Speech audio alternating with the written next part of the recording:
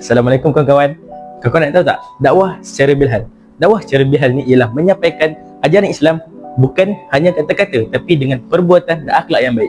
Nak tahu macam mana? Jom kita tengok. Weh, kau tengok lelaki ni. Lelaki ni lah yang kahwin 2 hari tu. Tapi bini pertama dia tak tahu lelaki dia dah kahwin. Balik betul aku. Korang ni tak baik tau cakap macam tu. Kalau terjadi kat kita kat masa depan macam mana? Alah, kecoh lah. Yelah. Bismillahirrahmanirrahim.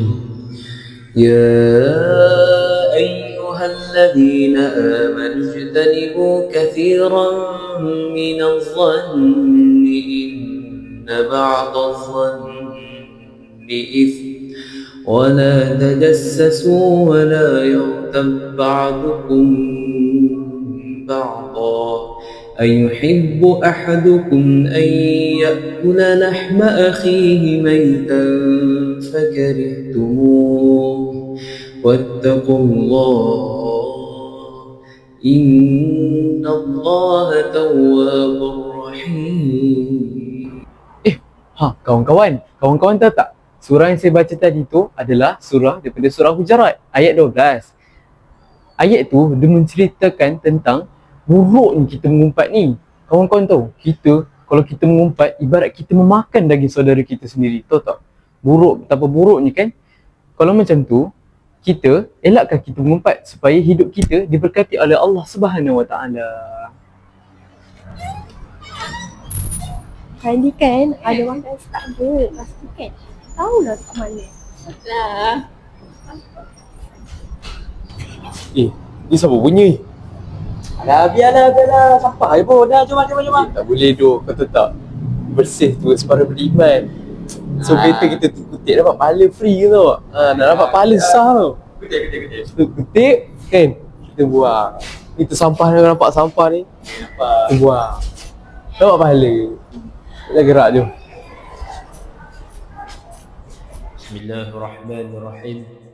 Wa yas'alunaka 'anil mahid قل هو أذى فاعتزلوا النساء في المحيض ولا تقربوهن حتى يطهرن فإذا تطهرن فأتوهن من حيث أمركم الله إن الله يحب التوابين ويحب المتطهرين. Kau nak tahu tak? Ayat yang tadi tu daripada surah Al-Baqarah ayat 222 yang menekankan tentang kebersihan. Kau nak tahu tak? Kebersihan ni dia mencerminkan akhlak diri kita sendiri. Mulakan je dengan langkah kecil seperti buang pada tempatnya dan kemas lepas guna. InsyaAllah bila kita jadi bersih, Allah sayang kita. Allahu Akbar, Allah.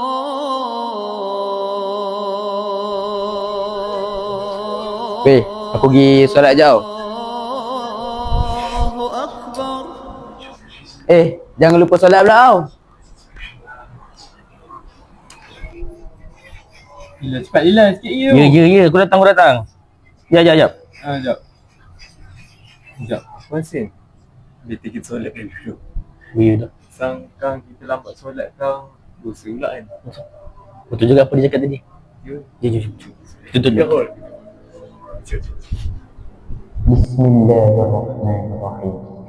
فإذا قضيتم الصلاة فاذكروا الله قياما وقعودا وعلى جنوبكم فإذا اطمأننتم فأقيموا الصلاة إن الصلاة كانت على المؤمنين كتابا موقوتا. Janganlah kita biasakan untuk melambatkan solat kerana solat merupakan amanah daripada Allah Subhanahu Wa Taala. Itulah antara contoh-contoh bilhal yang saya katakan tadi. Ingat, akhlak dulu, dakwah akan menyusul.